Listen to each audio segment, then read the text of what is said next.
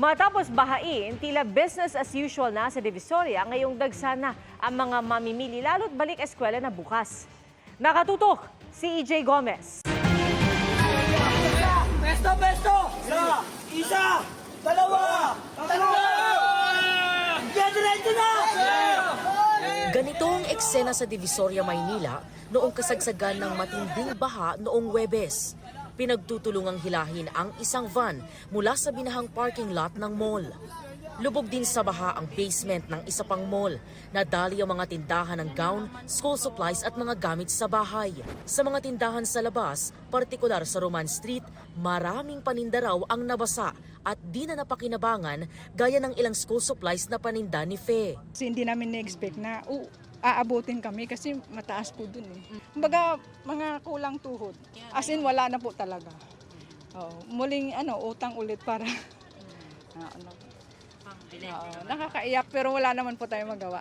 Di rin daw nakaligtas sa baha ang mga paninda ni Tatay Jimuel. Isang box, mga 5 dosenang medyas sa mga cycling. Okay na, napatuyo na namin. Ayon sa kanila, umabot hanggang binti ang mga baha sa kalsada. Nang humupa ang baha, nagsimula ang clearing operation.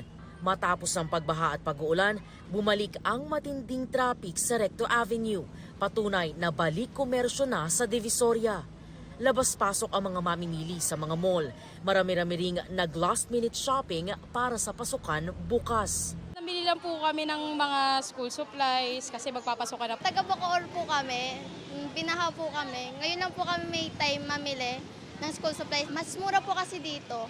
Para sa GMA Integrated News, EJ Gomez, nakatutok, 24 oras. Mga kapuso, patuloy na tumutok sa mga balita. Mag-subscribe sa GMA Integrated News sa YouTube. Sa mga kapuso abroad, samahan niyo kami sa GMA Pinoy TV at www.gmanews.tv.